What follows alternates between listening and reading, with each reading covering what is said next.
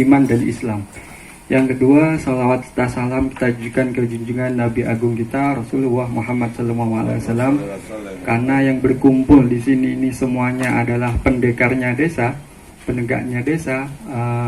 Mudah-mudahan di yaumil kiamah kita mendapatkan syafaat dari beliau. Amin Allahumma amin ya rabbal alamin.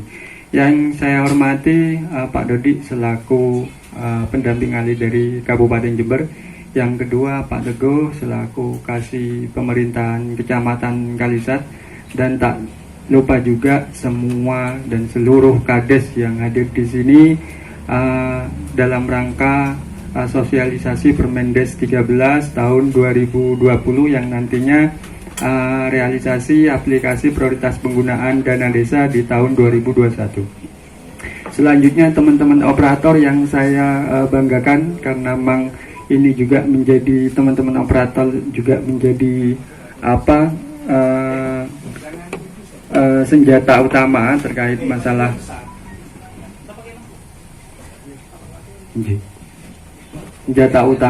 masalah aplikasi keuangan Siskuides.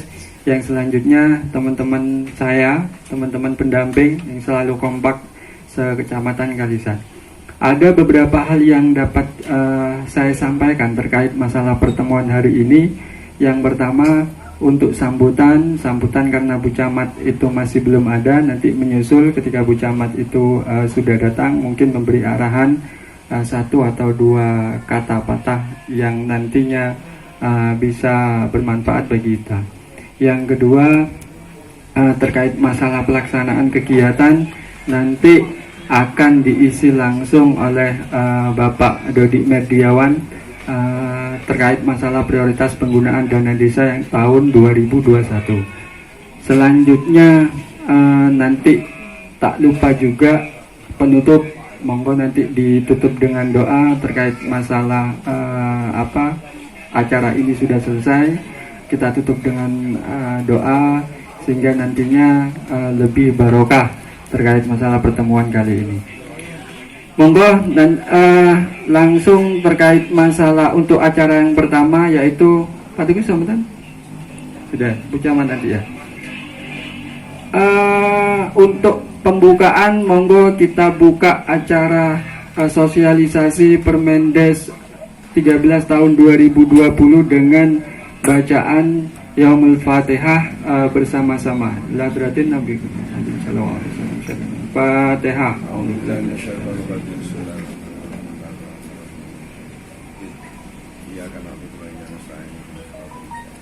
Terima kasih. Yang kedua, karena sambutannya Bu Camat masih belum datang, langsung ke penutupan doa. Habis penutupan doa nanti dilanjutkan sosialisasi Permendes oleh Bapak Dodi. Yang selanjutnya ketika sudah sosialisasi, ada tanya jawab terkait masalah apa yang nantinya disampaikan oleh beliaunya, sehingga di sini nantinya kita dapat ilmu yang bermanfaat untuk tahun 2021. Untuk doa, monggo Pak Kades Sahri. Jawaban.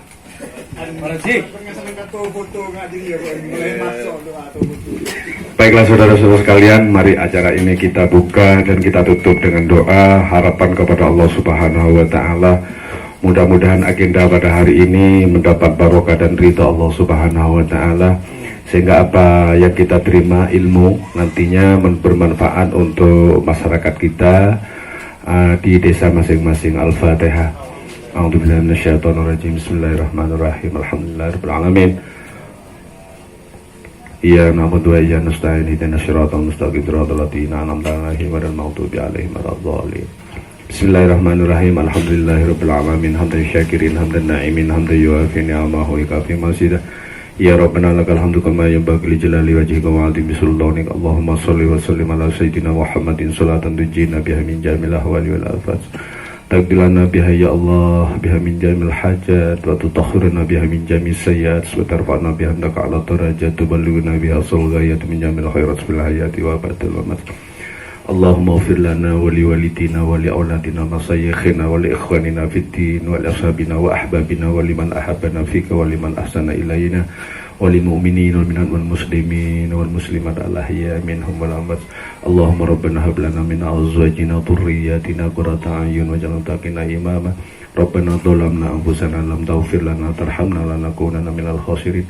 يا الله يا رحمن الرحيم ربنا آتنا في الدنيا حسنة وفي الآخرة حسنة وقنا عذاب النار.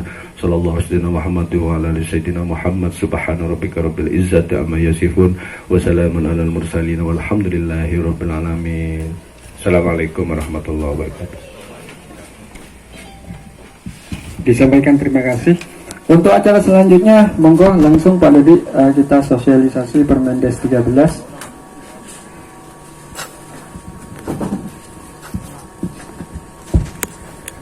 Mohon izin Bapak Ibu yang saya hormati. Bismillahirrahmanirrahim. Assalamualaikum warahmatullahi wabarakatuh. Selamat pagi, salam sejahtera bagi kita semua.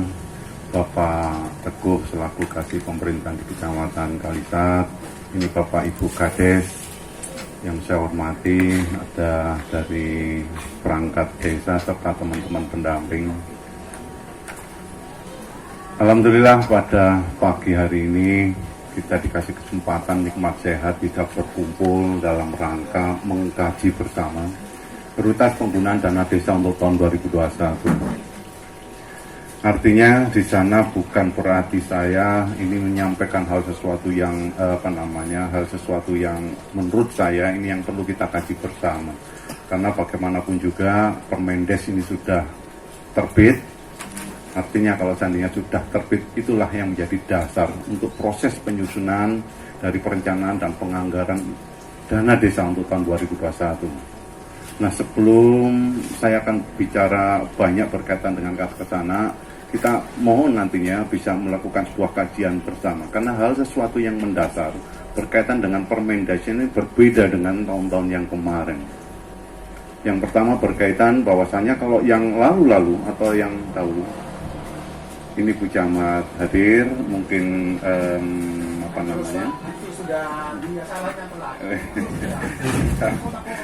Haji Wawan. Baik, selamat datang Bu Camat. Iya, masih banyak waktu Pak Haji Wawan, nanti akan kita melakukan sebuah kajian bersama. Monggo. Monggo Bu Camat.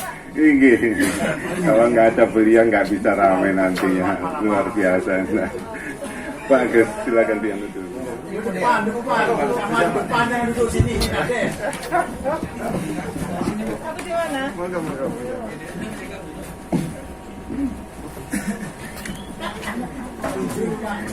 Terima kasih Bu Camat untuk meluangkan waktu datang ke sini terkait pelaksanaan kegiatan ini.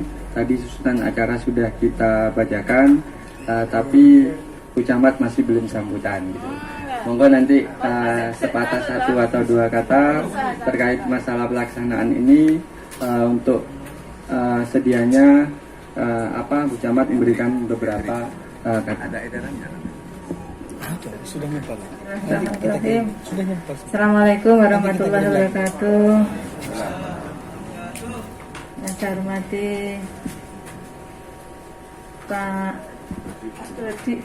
Pak Dodi, rekan-rekan Kades, yang hangat-hangat saya, rekan-rekan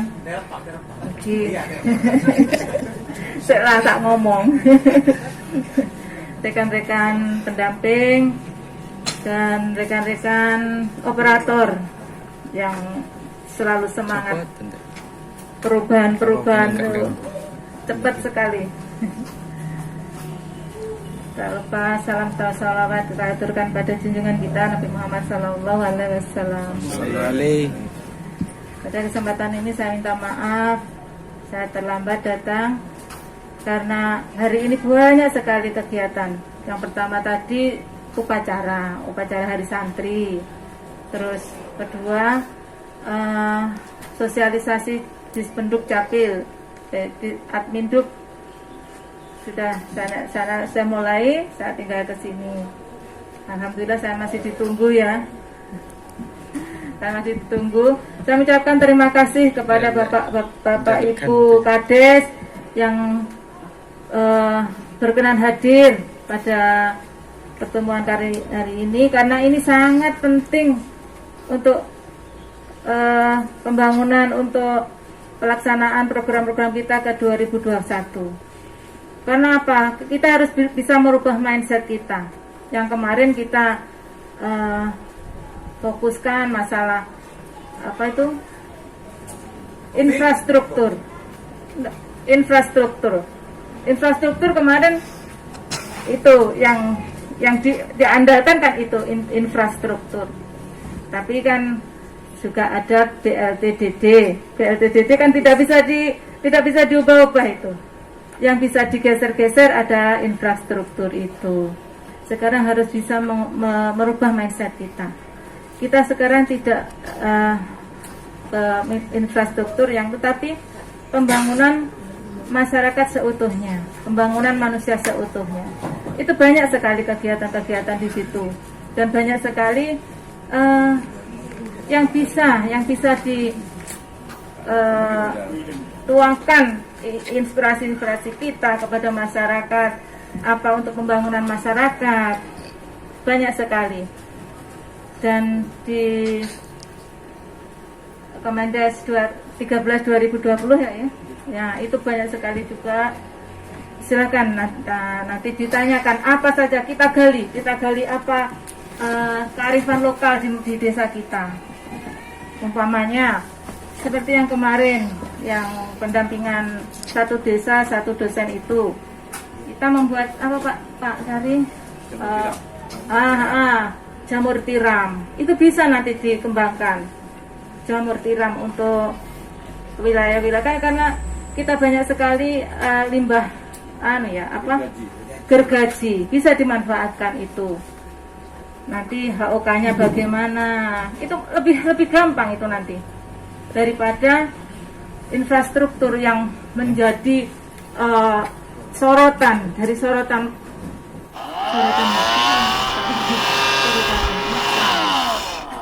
Tapi pembangunan manusia seutuhnya dari untuk pengembangan masyarakat itu lebih banyak yang bisa dikembangkan nanti. Dan itu saya rasa jenengan bisa lebih leluasa nantinya untuk mengelola itu. Ya, silakan nanti ditanyakan apa saja yang poin-poinnya. Desa wisata itu bagus sekali itu.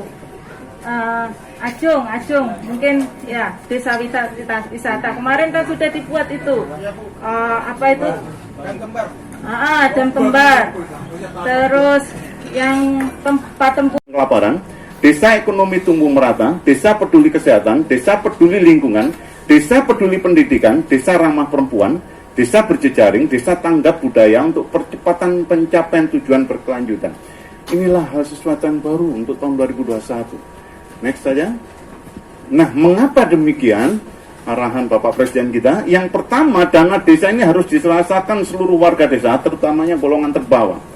Artinya, bicara tentang dana desa ini diperuntukkan untuk masyarakat di tingkatan desa, entah yang kaya, yang miskin, perempuan, laki-laki, anak, dan lain sebagainya. Ini merupakan yang harus dirasakan. Yang kedua, dampaknya harus sama-sama dirasakan juga, sehingga apa? Melalui pembangunan desa yang lebih terfokus. Nah, terfokus inilah yang disampaikan oleh Pak Menteri merupakan sebagai SDGs desa. Oke, lanjut. Kenapa harus ada SDGs desa? Ternyata kalau kita bicara berkaitan dengan pembangunan yang berkelanjutan yang akan dilakukan di desa seluruh Indonesia, kurang lebih ada 74.000, mereka akan melaksanakan yang terfokus tadi. Insya Allah nantinya akan memberikan sebuah kontribusi di tingkatan internasional sebesar 74%. Kenapa? Dari aspek kewargaan, dari aspek kewilayahan, desa, contoh di aspek kewilayahan, 91% wilayah desa di seluruh Indonesia itu ada di desa. Yang kedua dari aspek kewargaan, 43% ini masyarakat itu ada di desa. Sehingga betul-betul bahwasanya nantinya dana desa dimulai tahun 2021 dan selanjutnya itu pasti terfokus pada SDGs ini. Sudah tidak lagi nantinya pembangunan yang ada di desa itu tidak mempunyai arah dan tujuan. Ibarat sederhananya, kalau saya ada di sekarang ini di Sukowono atau di Kalisat, mau kemana, ini sudah ditentukan dulu arahnya. Katakan saya mau ke Surabaya, ke Malang, ini sudah ditentukan dulu. Baru strategi untuk mencapai ke sana apa yang harus dilakukan. Jadi kembali lagi, kegiatan apapun yang bersumber dari dana desa itu sudah ditentukan goal-goal tadi. Apakah nanti kegiatan mencakup pada goal 1, desa tanpa kemiskinan atau kelaparan dan lain sebagainya. Intinya ke arah ke sana. Nah, sehingga apa yang harus dilakukan? Next saja. Lanjut, Pak. Baik, upaya tadi SDGs di tingkat nasional diturunkan di tingkatan desa. Di mana SDGs desa ini ada 18, secara tipologinya itu dikumpulkan menjadi 8 ini. Desa tanpa kemiskinan dan kelaparan. Ini adalah satu tipe, dijadikan menjadi satu. Yang kedua, ekonomi tumbuh merata. Yang ketiga, peduli kesehatan dan lain sebagainya. Yang ujung-ujungnya tercapai pembangunan di tingkatan nasional. Artinya inilah desa-desa bisa memberikan sebuah kontribusi terhadap capaian-capaian SDGs di tingkatan nasional. Ini yang melatar belakangi sehingga muncul namanya SDGs di tingkatan desa. Lanjut. Nah, apa SDGs di tingkatan desa? Ada 18. Padahal kalau kita bicara tentang SDGs di tingkat nasional maupun internasional, itu berhentinya di nomor 17 ini. Tapi karena budaya kita di nasional, budaya gotong royong, tolong menolong dan lain sebagainya, itu dijadikan sebagai capaian yang nomor 18, sehingga ada capaian tambahan di sini. Desa tanggap budaya. Artinya budaya tolong menolong, gotong royong dan lain sebagainya itu dijadikan sebagai goal juga, sebagai capaiannya. Nah, mulai dari desa tanpa kemiskinan, tanpa kelaparan, sehat sejahtera dan lain sebagainya, ini merupakan goal yang sudah ditentukan. Sehingga ke depan bagaimana diawali di tahun 2021, kegiatan yang bersumber dari dana desa harus punya korelasi dengan goal-goal ini. Kalau kita bicara infrastruktur nomor 9, ini infrastruktur dan inovasi desa sesuai kebutuhan, iya, salah satu targetnya di sana. Yang jadi pertanyaan, apakah iya nantinya nomor 9 ini diberlakukan untuk tahun 2021? Ini yang jadi pertanyaan kita. Lanjut. Yang pertama, kalau kita mengetahui bahwasanya setiap goal tadi pasti ada sebuah capaian-capaian. Contoh, desa tanpa kemiskinan. Apa yang dikatakan desa tanpa kemiskinan? Goalnya sudah ditentukan. Capaiannya apa? Tingkat kemiskinan desa mencapai 0%. Apakah ia bisa akan melakukan sebuah kegiatan yang ujung-ujungnya nanti capaian tersebut mencapai 0%? Hari ini yang kita ketahui, jangankan bicara masalah miskin, masalah data itu tumpang tindih, Pak. Coba bayangkan data di TKS yang kemarin dengan data validitas dari desa berbeda. Iya, berbeda. Permasalahan terletak di sana. Bagaimana kita bisa akan menuntaskan sebuah kemiskinan sampai 0% jika masalah pendataan ini amburadul? Maka diperbolehkan desa itu melakukan sebuah pendataan. Pendataan kepada siapa? Ya, kepada orang miskin. Loh Pak, ini kan bidang 1. Iya. Apakah diperlukan? Boleh. Artinya sudah tidak mencakup pada bidang 2 dan bidang 4 saja. Bidang 1, 2, 3, 4, dan 5 itu diperbolehkan. Tatkala menemui bahwasanya masalah data ini bermasalah, silakan dana desa untuk tahun 2021 bisa dialokasikan melakukan sebuah pendataan. Tatkala pendataan sudah jelas di desa, maka itulah sebagai dasar untuk bisa melakukan sebuah kegiatan yang ujung-ujungnya capaiannya tingkat kemiskinan di tingkatan desa mencapai 0%. Apakah iya tahun 2021 ini akan mencapai 0%? Enggak akan pernah bisa. Ini proses. Artinya kalau kita bicara SDGs di tingkatan internasional itu sampai tahun 2030. Oleh karenanya di tahun 2021, 22, 23 terus ini akan berproses. Nah, kalau seandainya sudah ada data ini, kira-kira apa kegiatan untuk mampu bisa orang miskin tadi tidak ada? Bicara tentang kemiskinan, pasti di situ ada sebuah kriteria. Kriteria yang ditetapkan oleh BPS ada 14 kriteria. Nah, Intervensi kegiatan inilah yang nantinya akan membantu orang-orang miskin tadi dari 14 kriteria tadi, kira-kira ada intervensi bisa mengurangi dari 14 kriteria tadi. Ini bentuk kegiatannya apa? Macam-macam di sana. Bisa jadi menggunakan BLT tadi itu, bisa jadi rumah RTLH bisa digunakan, beasiswa bagi orang miskin dan lain sebagainya. Yang mengurangi kaitan dengan kriteria itu di satu goal saja berkaitan dengan desa tanpa kemiskinan. Yang kedua berkaitan dengan persentase warga desa peserta SJSN ini ya, kaitan dengan bidang kesehatan ketenagakerjaan mencapai 100%. Artinya tidak ada lagi yang nantinya di masyarakat sudah tidak mempunyai namanya BPJS kesehatan dan ketenagakerjaan. Ini kan luar biasa sekali. Yang jadi pertanyaan, apakah ia bisa ini akan dicapai? Walau alam. Tapi setidak-tidaknya kegiatan ini sudah mengaju ke arah ke sana.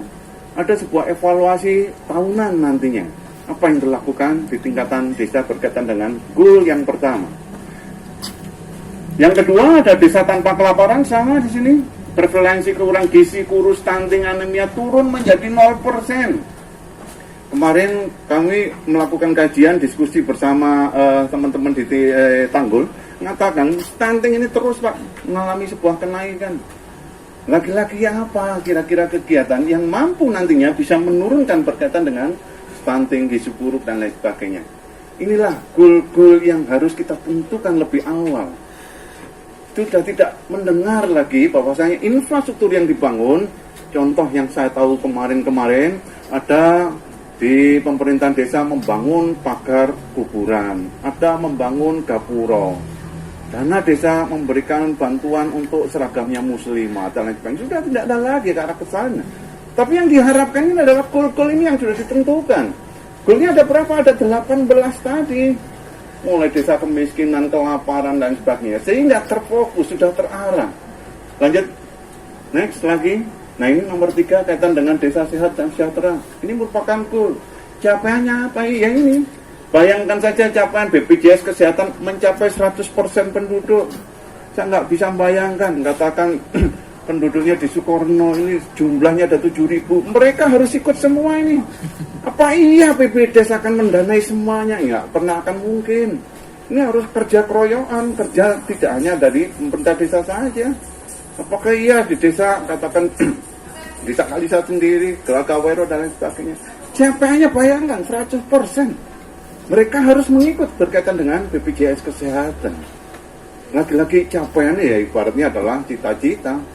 Apakah bisa tercapai? Walau alam. Tapi pada saat nanti kegiatan tersebut sudah mengarah ke sana, setidak-tidaknya capaian ini akan bisa tercapai walaupun tidak seideal mencapai 100%. Persentase persalinan, fasilitas orang-orang hamil sudah tidak lagi nantinya pada saat persalinan menggunakan dukun bayi dan lain sebagainya. Apakah iya dukun bayi nantinya tidak punya job berkaitan dengan persalinan? Nah ini yang harus sinergikan. Artinya mereka juga adalah warga masyarakat di tingkatan desa. Tapi tentunya mereka tidak disingkirkan, bisa jadi melakukan sebuah kerjasama. Ini pernah dulu pada saat saya di Malang dulu melakukan sebuah kerjasama antara bidan dengan dukun bayi. Dukun bayi nggak boleh melakukan sebuah persalinan, tapi dukun bayi bisa setelah anaknya sudah keluar tadi, lakukanlah di situ yang kan ada dukun bayi, memandikan dan lain sebagainya. Ini berkaitan dengan masalah ini. Angka kematian ibu per 1000 mencapai 0. Luar biasa sekali capaian-capaian. Inilah yang saya katakan adalah produk baru, barang baru untuk desa. Dimulai tahun 2021. Lanjut Pak. Saya tidak dalam rangka untuk melakukan sebuah bahasan ini semua, nanti mungkin bisa dipelajari berkaitan ini. Saya ingin nantinya kita melakukan sebuah kajian, kita diskusi bersama-sama. Ini sebuah capaian-capaian.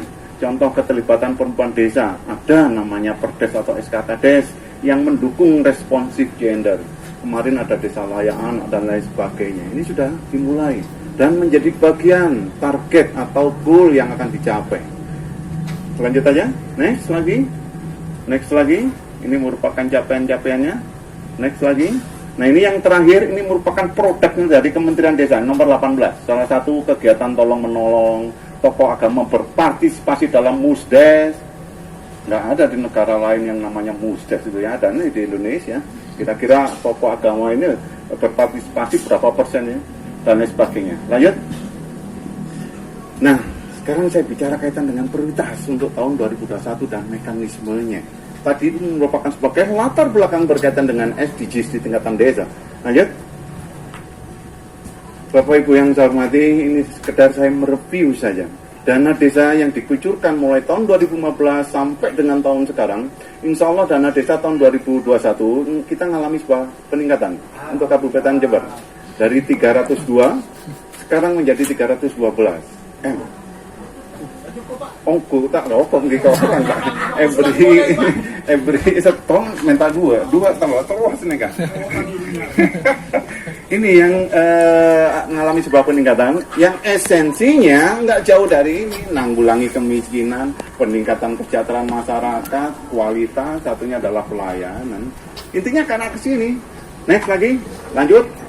Nah, sehingga ini korelasinya apa yang disampaikan oleh Bu Camat tadi, apakah iya infrastruktur tidak diperbolehkan di tahun 2021? Nah, sekarang di tahun 2020 sampai tahun 2021 nggak ada yang mampu mengeklaim bahwasanya pandemi sudah selesai, nggak ada. Oleh karenanya, dalam upaya capaian SDGs banyak 18 tadi, karena ini masih posisi dalam pandemi COVID, diturunkanlah menjadi 10 target atau 10 goal SDGs di tingkatan desa. Tidak semuanya dulu, khusus tahun 2021. Kalau pandemi hilang, insya Allah 18 tadi itu harus dilaksanakan semuanya. Oke, sip. 10 tadi, next. Ada desa tanpa kemiskinan. Beda kan orang miskin di saking. Banyak. Miskin, banyak saya ngaku-ngaku miskin kan gitu. Beda saya orang lapar. Oh bukan? Masa beda? Gimana lapar yang ambil tak? Belum atau puasa ya. Desa sehat sejahtera, keterlibatan perempuan desa, desa berenergi bersih terbarukan, pertumbuhan ekonomi merata, konsumsi produksi desa sadar lingkungan, desa damai berkeadilan, kemitraan untuk pembangunan desa yang terakhir lembaga. Enggak ada nomor 9 ini. Apa nomor 9? Infrastruktur dan inovasi desa. Enggak ada. Artinya kalau enggak ada di sini berarti kita enggak diperbolehkan menurut Permen Desa 13 untuk melakukan infrastruktur tadi. Logikanya begitu. Nggak ada ini nomor 9 lah ini. Ini kaitan dengan infrastruktur. Khusus tahun 2021. Yang seharusnya ini dilaksanakan semua. Karena dalam masa pandemi COVID, diturunkan, dikerucutkan menjadi 10. Yang salah satu diantaranya adalah ini. Oke. Nah, untuk bisa melaksanakan ini, ada kegiatan besar yang harus dilakukan. Langsung saja, nih. Nah, yang pertama pemulihan ekonomi, yang kedua program prioritas nasional kewenangan, yang ketiga adaptasi kegiatan baru. Sehingga kalau kita amati berkaitan dengan 10 ini ya, 1, 2, 3, 4, 5, 6, 7, 8, 9, 10. Ada dua hal, membangun manusia, yang kedua pemulihan ekonomi. Untuk tahun 2021, yang pertama pemulihan ekonomi nasional sesuai kewenangan desa. 1. Pembentukan, pengembangan, dan revitalisasi BUMDes atau BUMDesma, BUMDes bersama. Goalnya, goal nomor 8. BUMDes di Kabupaten Jember ada semuanya di masing-masing desa. 226 ada. Pertanyaannya, BUMDesnya kejelen apa punten? Mohon tak jelen harus diapakan kan begitu? Jalan ke tempat apa ya? Memang begini rata-rata. Ini adalah BUMDes yang ada di Jember. Hanya segelintir saja yang bisa jalan. Itu pun jalan tidak seperti BUMDes yang lain. Nah, dari ini diprioritaskan. Harus melakukan namanya, kalau belum ada ya dibentuk. Yang kedua, dilakukan pengembangan jika memang ada. Dan itu berjalan. Kalau nggak jalan, tak gelem, mate, tak gelem gitu ya. Setakan begitu, ya lakukan namanya revitalisasi. Apakah boleh lagi-lagi ini bahasanya masuk di Permen Desa 13? Apa yang direvitalisasi? Tatkala kalau seandainya unit usahanya nggak jalan, ya unit usahanya. Kalau seandainya nggak jalan kepengurusannya, ya lakukan juga revitalisasi melalui mekanisme yang ada. Apa peran dari seorang kepala desa? Seorang kepala desa menjadi ex officio penasihat di BUMDes. Artinya di sana tanggung jawab seorang kepala desa selaku Kepades ex officio menjadi penasihat di BUMDes. Melihat BUMDesnya tak jalan, ya jangan dibiarkan. Bergeraklah kaitan dengan masalah pengawasnya. Jikalau belum melaporkan sebuah pertanggungjawaban, apalagi, Bapak saya ini kepala desa baru, itu adalah yang lama Pak, orang yang lama, saya cari orang yang nggak ada. Ini sudah mulai muncul karena ke sana. Pertanyaan, bagaimanapun juga, ya sudah ini harus dipertanggungjawabkan. Nah, silakan revitalisasi, mekanismenya melalui BUMDes. Iya, tapi kalau yang lama dan itu sudah jalan bagus ya dipertahankan. Tapi kalau seandainya itu memang memang nggak jalan start tadi, ya lakukan namanya revitalisasi tadi. Intinya ya ini tadi, pembentukan pengembangan revitalisasi.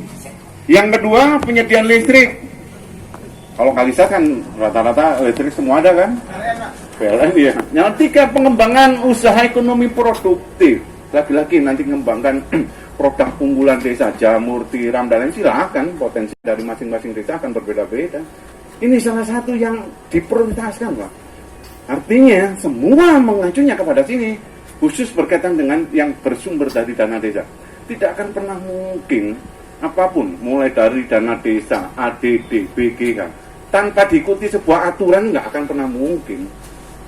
Dana desa yang diberikan besar, iya, tapi pasti di situ diimbangi atau diikuti dengan aturan yang mengikat. Yang namanya aturan, gelem tak gelem memang harus dilakukan, meskipun tidak cocok di tingkatan desa. Nah, agar nantinya supaya kalau panjenengan aturan tersebut panjenengan indahkan, ya tentunya panjenengan perbesar PAD panjenengan, pendapatan asli desa. Kalau seandainya pendapatan asli desa sudah masuk di tingkatan desa, pasti nggak ngikuti berkaitan dengan DD ini, Permendesa 13 dan lain sebagainya. Karena apa? Diputuskan sesuai dengan kewenangan desa. Contoh yang pernah saya datang di Ponggok, mereka mendapatkan hasil dari PAD, sumbangan dari BUMDes, itu kurang lebih ada 2M. Dari 2M tadi, sesuai keputusan Musdes tadi, saya bisa membangun gedung pemerintahan desa saya, itu lantai 2, lantai 3, lantai 4, silahkan saja. Nggak ngikuti aturan berkaitan dengan Permendes ini.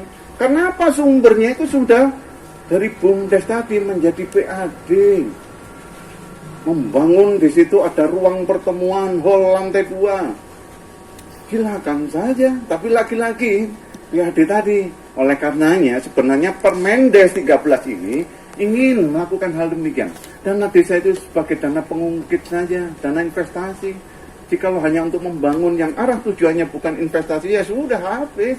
Tapi pada saat nanti diinvestasikan bisa masuk menjadi PAD desa, ini luar biasa sekali. Mereka dengan bangga mengatakan tanpa DD ADD saya bisa membangun. Ini luar biasa ke arah ke sana. Yang kedua adalah program prioritas nasional sesuai kewenangan desa. Ini merupakan program besarnya. Yang pertama ada 4 kegiatan. 1 berkaitan dengan pendataan desa, pendataan potensi dan sumber daya, dan pengembangan teknologi informasi komunikasi. Pendataan desa, masalah profil. Dulu nggak bisa untuk didanai dari dana desa. Berapa sih jumlah penduduknya, berapa sih jumlah orang miskin, dan lain. Nggak bisa dana desa untuk melakukan demikian. Tapi sekarang sudah dibongkar. Di Permendes 13 ini diperbolehkan melakukan sebuah pendataan. Berapa oleh yang meninggal, berapa orang yang miskin. Ini kaitan dengan profil. Yang kedua, melakukan sebuah pemetaan potensi dan sumber daya. Kajian berkaitan dengan itu. BUMDes yang rata-rata didirikan, ya sudah didirikan. Top-down, mengikuti aturan di atas, didirikan. Tatkala untuk melakukan atau membentuk unit usaha, ini sudah tidak lagi berdasarkan dari potensi yang dimiliki oleh desa. Muncullah di situ simpan pinjam, sesuatu yang sederhana. Yang kedua, bikin toko, kan begitu-gitu, tanpa ada sebuah potensi. Padahal BUMDes yang didirikan jangan sampai menggerus usahanya masyarakat, jangan sampai nantinya menandingi usahanya masyarakat. Di sebelah-sebelah ada pertukuan, BUMDes juga buka pertukuan. Alasannya harganya lebih murah, Pak. Padahal itu adalah masyarakat yang ada di desa. Diharapkan BUMDes yang ada ini adalah mengembangkan potensi yang dimiliki. Ini yang seharusnya BUMDes sehingga apa? Masing-masing desa pasti potensinya akan berbeda. Nah inilah yang diharapkan kehadiran BUMDes ke arah sana. Yang kedua, ini terkaitan dengan pengembangan teknologi informasi. Ini sesuatu yang baru juga. Desa sudah nantinya akan diarahkan pada digitalisasi desa. Tidak hanya secara manual saja, ini sudah diberlakukan. Apalagi bicara tentang publikasi, tidak melulu nantinya panjenengan membuat APBDes ditaruh di depannya kepala balai desa, begitu sangat besar. Padahal amanah dari ini yang ditampilkan atau yang dipaparkan atau yang ditaruh di depan balai desa tidak melulu hanya APBDes. Ada namanya RPJM-nya, RKP-nya. Yang jadi pertanyaan, kalau seandainya dipampangkan di depan balai desa menggunakan banner yang besar, apakah iya RPJM panjenengan bisa dipampangkan ke sana? Halamannya lebih dari 100 halaman. Apakah iya satu-satu akan kita bikin banner tadi? Tidak. Makanya di sini diperbolehkan salah satu untuk membuat sebuah website desa. Website desa pasti di sana nanti akan mampu menampung mulai dari perdes yang dikeluarkan oleh desa, SK Pak Kades, RKP, APBD. Ini merupakan sebagai ruang informasi. Pada saat panjenengan sudah menampilkan itu, berarti panjenengan gugur untuk keterbukaan informasi publik. Yang kedua, pengembangan desa wisata. Nah, ini sudah diprioritaskan. Apakah boleh desa nantinya tahun 2021 saya akan mengembangkan desa wisata? Sangat boleh, bahkan ini prioritas. Yang jadi pertanyaan, apa kira-kira yang akan saya kembangkan menjadi desa wisata? Tatkala panjenengan nggak punya ini pemetaan potensi sumber daya, nggak akan pernah bisa. Terus yang kedua, kalau kita mengetahui bahwasanya pengembangan desa wisata bukan seolah-olah kita akan menyediakan atau membangun seperti Jatim Park, Dira yang begitu besar, nggak akan pernah cukup pesanan. Tapi kita balik saja di sini menjadi wisata di desa. Hal sesuatu yang sederhana dulu, berangkatnya dari sana dulu. Contoh kemarin yang ada di Lo Jejer. Ini harus sesuatu yang sederhana. Pada saat saya kemarin ngisi yang di mana ada bumdes-bumdes itu ya. Di Lo Jejer, petani itu nanam kubis, Pak. Pada saat akan dipanen, kubisnya ini harganya anjlok. Dipanen saja rugi. Akhirnya ada sebuah pemikiran kreatif. Ayo kita jadikan wisata ke desa. Caranya apa? Memanen kubis. Loh, siapa yang memanen? Kalau bagi orang desa adalah sesuatu yang biasa. Tapi bagi orang kota itu belum melakukan bagaimana cara memotong kubis dan lain sebagainya. Terus yang kedua, ada produsen untuk kubis, katakan seperti nasi goreng dan lain sebagainya, bahan bahannya dari kubis ya. Itu coba ditawarkan. Datanglah mereka senang Pak melakukan hal itu. Bukan kubisnya, tapi cara untuk melakukannya. Ada sebuah itu tadi wisata tersendiri. Bukan harga, katakan satu karung ada yang membeli 50, ada bahkan yang 100. Bukan masalah kubisnya tadi, tapi ada sebuah ide kreatif yang sederhana. Jangan beranggapan ya itu tadi saya akan membangun menandingi Dira. Dira miliatan itu Pak. Tapi kalau seandainya beruntung sekali panjenengan punya sebuah potensi di desa. Hari ini yang saya tahu di Padean, itu potensinya ada air mengalir saja dari pegunungan. Dari air mengalir tadi itu dibikinlah kolam renang, ditaruh di situ gazebo. Cuacanya juga sejuk, sehingga di situ dibikinlah trek-trek dan lain sebagainya. Jadilah wisata yang sampai sekarang ya alhamdulillah viral. Hari Rabu dan Kamis kemarin datang Komisi 10, Pak Pur ya, kebetulan beliaunya dapil sini. Mereka datang ke sini pasti membawa anggaran-anggaran yang setia. Jadi tanpa kita akan melakukan proposal dan lain sebagainya, pasti akan datang sendiri. Nah, lagi-lagi kembali lagi, potensi di masing-masing desa itu pasti dipunyai. Yang tergarap itu adalah SDM-nya, Pak. Nah, inilah kreativitas dan lain sebagainya. Saya yakin di Kalisat ini, apalagi tadi di Kalisat ada batu piring, mungkin di tempatnya Pak Haji Dwi, mungkin di Suparno dan lain sebagainya. Apapun di sini yang bisa dijual. Jikalau ini ya katakan sebagai desa wisata terlalu bulat, ya dibalik wisata ke desa. Bisa jadi ada kesana sesuatu yang kecil-kecil dulu. Yang ketiga kaitan dengan penguatan ketahanan pangan, pencegahan stunting, dan yang terakhir desa inklusif. Nah ini saya kaitkan dulu, infrastruktur. Apakah iya infrastruktur berkaitan dengan capaian tadi 10 tadi nggak bisa dipergunakan untuk tahun 2021? Iya. Jadi yang nomor 9 berkaitan dengan infrastruktur dan inovasi desa masih belum diperkenankan untuk tahun 2021. Tapi yang jadi pertanyaan, apakah infrastruktur nggak diperbolehkan? Diperbolehkan. Asalkan apa? Asalkan yang mendukung SDGs 10 tadi. Contoh, Desa Gambiran bersepakat akan mengembangkan desa wisata. Nggak mungkin nggak ada infrastrukturnya di sana. Membikin jalan menuju desa wisata tadi, membikin gazebo mungkin ya. Ini kan infrastruktur, boleh asalkan yang mendukung capaian dari 10 SDGs tadi. Nggak bisa berdiri sendiri, mengaspal jalan yang ujung-ujungnya nggak tahu goalnya kemana. Tapi kalau disambung-sambungkan masih nyambung. Contoh yang di Tanggul ini ya, karena Pak Kadesnya sudah berjanji kepada masyarakat di aspal jalan. Setelah itu, loh Pak, ini aspal jalan, kalau saya sambung-sambungkan dengan 10 SDGs tadi, ya nyambung. Ada orang miskin Pak, ini kan dilalui orang miskin, berarti saya harus membangun jalan. Apalagi orang miskin tadi kalau hamil mau melahirkan, kalau jalannya tolongan tol gitu kok bisa lahirnya di jalan nanti ya. Makanya saya bangunkan jalan aspal ini Pak, supaya Pak mulus jalan. Ya bisa kalau seandainya memang dikaitkan kan begitu. Tapi lagi-lagi, bicara tentang dana desa pasti ada sebuah aturan. Nah aturan inilah kalau seandainya nanti ada sebuah pemeriksaan, atensi pemeriksaan, ya panjenengan harus siap-siap memberikan sebuah alasan yang logis. Intinya begitu saja, memang kewenangan terletak di desa. Kalau saya pendamping itu tidak mempunyai sebuah kewenangan apapun. Yang berwenang dari tingkat kabupaten, dari tingkat kecamatan, Ibu Camat selaku PLT ini ada namanya TFK, melakukan sebuah evaluasi dan lain sebagainya. Nah, yang terakhir adalah adaptasi kegiatan baru. Istilahnya di sini Desa Aman Covid nomor 19 yang dulunya Lawang sekarang adalah Aman Covid. Inilah kegiatan-kegiatan yang nantinya akan digunakan untuk tahun 2021. Pertanyaan saya, pada saat panjenengan sudah melakukan proses perencanaan, diawali musdes, dibentuk tim rumus, dibentuk namanya tim verifikasi, ini sudah berjalan. Tim perumus tadi membentuk namanya rancangan RKP desa. Sebelum rancangan ini masuk di musrenbang desa kan, maka wajib dilakukan verifikasi dulu. Oleh siapa? Oleh namanya tim verifikasi. Tatkala itu sudah dikatakan layak, maka dilakukanlah musrenbang desa. Musrenbang desa adalah musyawarah perencanaan bangunan desa untuk ditetapkan kegiatan prioritas kegiatan, bidang prioritas, bidang kegiatan, sub kegiatan dan lain sebagainya. Setelah itu disepakati oleh masyarakat melalui musrenbang desa, maka ditetapkanlah RKP untuk tahun 2021.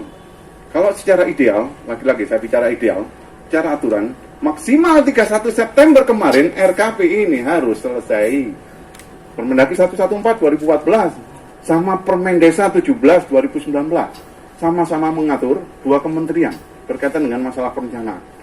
Kalau secara ideal, tapi lagi-lagi ada desa kemarin saya di Kencong, 2 desa sudah menetapkan RKP, tiba-tiba muncul berkaitan dengan peraturan baru ini. Ya mau nggak mau ya harus dibongkar, direvisi. Beruntunglah di Kalisat belum.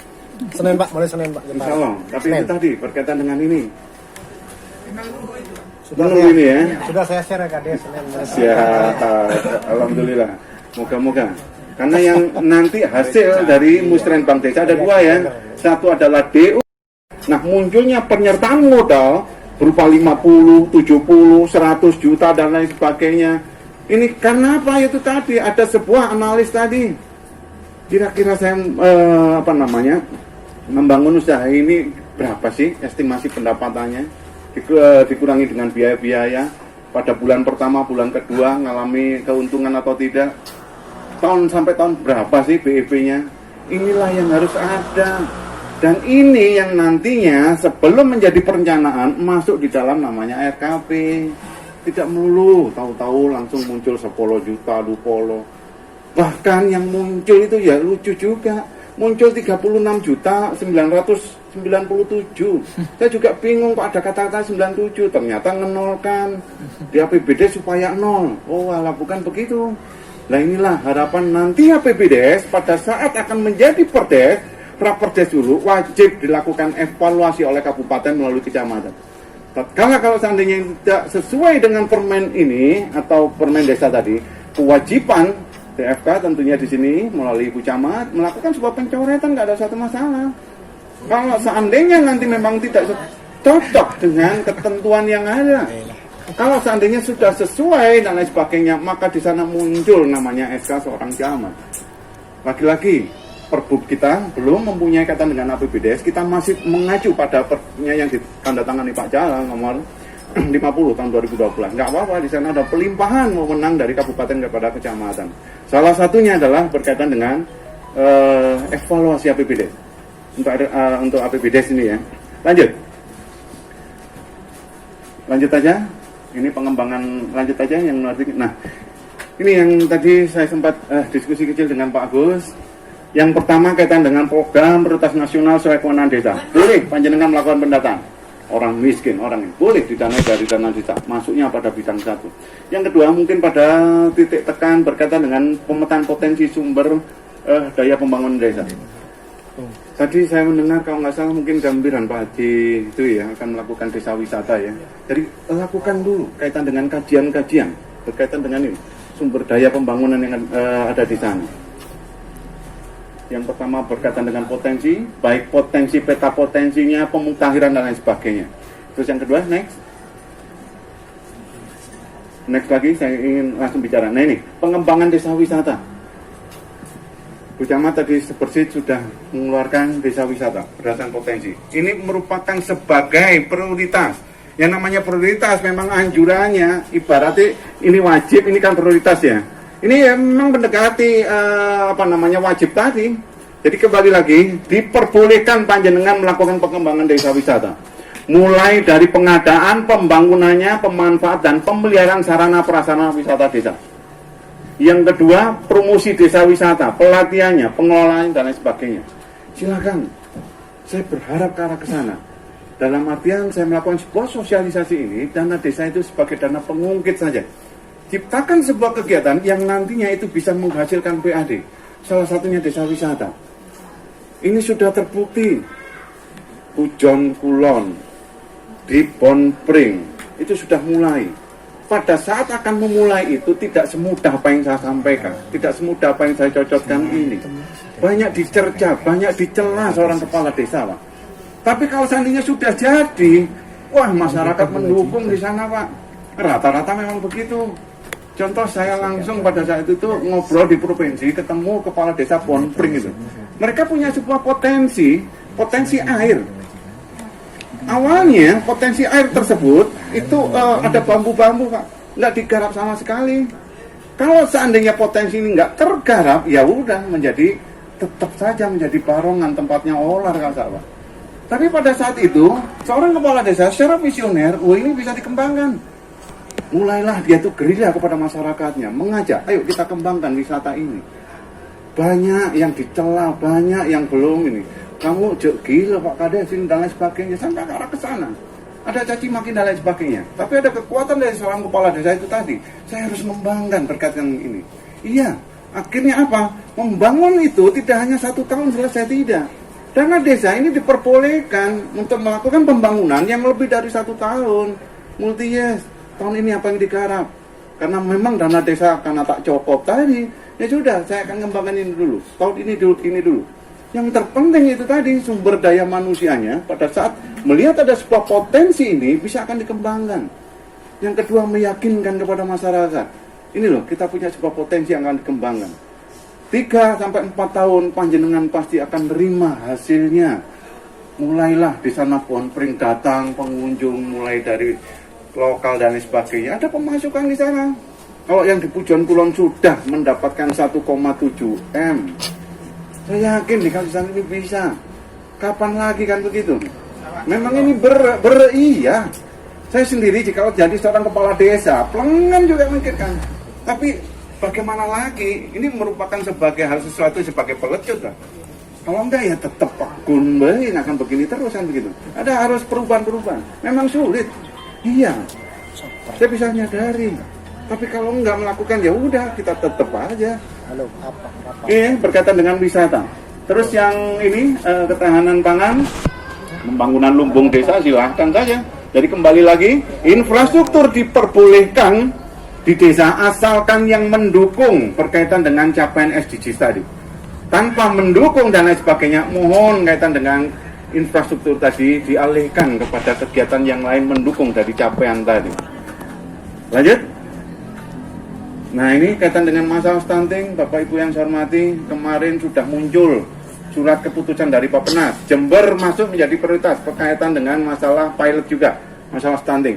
Stunting sudah kita lakukan di tahun 2019, 2020, 2021 tetap.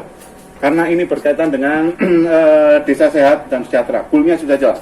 Masalah berkaitan dengan stunting, di situ mulai ada IHDW itu ya, menggunakan aplikasi KPM. KPM ini bertanggung jawab kepada desa. Desa berhak untuk mendapatkan apa yang telah dilaporkan oleh KPM. Laporan dari berkaitan dengan stunting itu menjadi dasar untuk pencairan dana desa. Terus yang kedua, mereka boleh diberikan insentif. Terus yang tindakan promotif memberikan layanan kesehatan, ini kaitan dengan konvergensi, tetap ada 5 konvergensi, 1 kesehatan ibu anak, konseling, air bersih sanitasi, perlindungan sosial, terakhir adalah PAUD. Ini tetap harus dilakukan tahun 2021 berkaitan desa sehat dan sejahtera. Stunting menjadi bagian. Jadi dana desa tersebut betul-betul untuk pembangunan manusia dan pemulihan ekonomi. Salah satu pembangunan manusia didasari dengan adanya pencegahan stunting ini. Lanjut Pak. Pengembangan desa inklusi ini adalah hal sesuatu yang baru. Artinya di situ layanan dasar bagi kelompok marginal dan rentan. Contoh orang perempuan, anak-anak, difabel dan lain sebagainya. Ini harus dilindungi melalui ada perdes. Desa layak anak kemarin itu menjadi sebagai dasar, ada namanya desa inklusi. Lanjut. Next lagi, next saja. Ini sama kaitan dengan masalah relawan COVID. Saya kepingin ngomong masalah PKTD. Nah, mekanisme ada 3. Yang pertama menggunakan PKTD, yang kedua swakola, yang ketiga adalah kewenangan desa. Titik tekan saya pada yang PKTD. Lanjut saja, Mas. Next. Lanjut aja. Kali. Next. Baik. PKTD ini adalah tetap harus dilakukan. PKTD adalah sebuah metode atau pola untuk bisa melakukan ketentuan padat karya tunai ini. Secara ketentuannya, 1, penggunaan dana desa diutamakan dilaksanakan dengan pola padat karya tunai. Mindset kita, kalau kita bicara padat karya tunai, pasti infrastruktur. Kemarin karena infrastruktur, betul. Ada sebuah perubahan yang mendasar ini di Permen Desa 13. Yang kedua, pekerja diprioritaskan bagi penganggur, setengah penganggur, 3 adalah perempuan kepala keluarga, 4 anggota keluarga miskin, serta anggota masyarakat marginal lainnya. Jelas. Yang dipekerjakan itu adalah orang penganggur, setengah penganggur, PK, perempuan kepala keluarga, orang miskin, dan kelompok marginal. Yang ketiga, besaran anggaran upah pekerja paling sedikit 50% dari total biaya per kegiatan yang dilakukan menggunakan pola PKTD.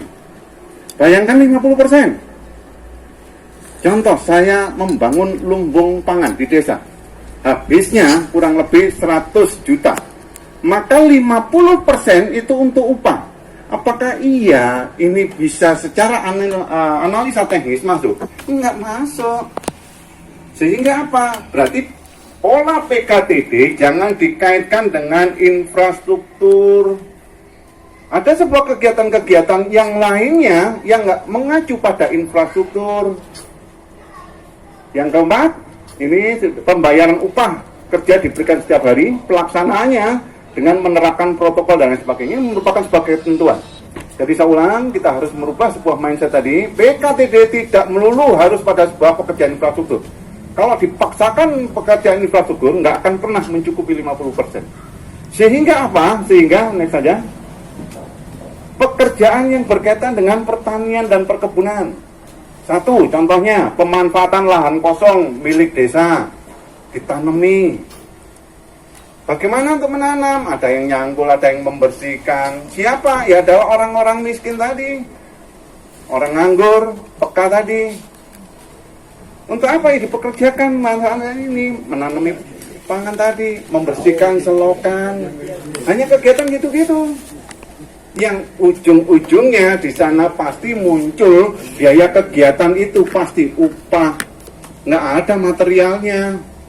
Makanya pekerjaan katakan habis 10 juta, mungkin upahnya bisa 9 juta, berarti lebih dari 50%. Oleh karenanya, infrastruktur yang nanti berkaitan dengan goal tadi, yang sudah ada akan dipergunakan, katakan seperti Gambiran akan memberikan desa wisata, ada infrastrukturnya di sana, jangan dipaksakan. Kalau seandainya analis teknis tidak mencapai 50%, cari kegiatan-kegiatan baru. Yang esensinya, yang substansinya memberikan tambahan pendapatan bagi satu orang penganggur, setengah penganggur, orang miskin, orang peka tadi. Esensinya hanya itu, memberikan tambahan. Agar apa? Agar mereka mampu punya daya beli, membeli beras dan lain sebagainya. Hanya itu saja sebenarnya berkaitan dengan PKTD yang ada. Bisa di restoran dan wisata desa jikalau memang Bumdes punya restoran dan lain sebagainya. Ini sekedar contoh-contoh saja. Lanjut aja. Lanjut, nah ini perdagangan logistik, pemeliharaan bangunan pasar. Jikalau ada desa punya pasar, dibersihkan dan lain sebagainya. Butuh tenaga kerja kan? Nah, tenaga kerja gunakanlah orang-orang miskin tadi. Tidak butuh coba keterampilan. Esensinya apa? Memberikan tambahan kepada mereka pendapatan tiap hari. Supaya apa? Mereka mampu membeli beras dan lain sebagainya. Itu saja sebenarnya. Ya, sampai perikanan dan lain sebagainya. Lanjut, next lagi. Nah, berkaitan dengan Permen Desa 13 2020 yang esensinya digunakan untuk kegiatan DD. Bank Desa menetapkan Perdes RKP, baru disusunlah namanya APBDes. APBDes tahun 2021 maksimal 31 Desember ini harus selesai. APBDes merupakan sebagai anggaran pendapatan dan belanja, mencerminkan di sana kegiatan yang ada di RKP diterjemahkan. Nah, yang terakhir ini tentunya ada pengaduan dan layanan. Bapak Ibu yang saya hormati, bagaimanapun juga siapapun berhak untuk melakukan pengaduan dan layanan. Tanpa panjenengan ketahui, Jember pernah diadukan berkaitan dengan masalah dana desa.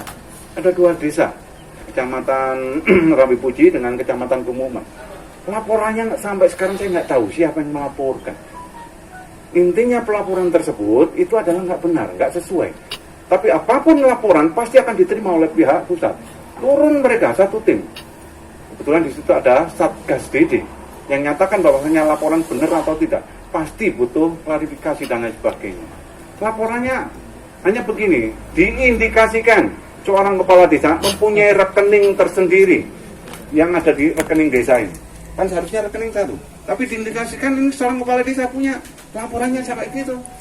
Akhirnya dilakukanlah klarifikasi sampai turun ke sini, ternyata wah nggak benar. Sama halnya ini, tanpa panjenengan ketahui, tahu-tahu masyarakat akan melaporkan. Artinya ya udah kita siap-siap saja dalam proses perencanaan penganggaran melaksanakan sesuaikan dengan ketentuan yang ada. Kalau seandainya sudah sesuai, siapapun yang melaporkan jenengan pasti akan bisa mengatasinya. Itu Bapak Ibu yang saya hormati. Saya mohon maaf mungkin jika ada kekurangan. Saya berharap kita melakukan sebuah kajian bersama berkaitan dengan Permen Desa 13 tahun 2020. Mungkin Pak Agus bisa memoderatori. Adan, ya. Saya berhenti dulu ya.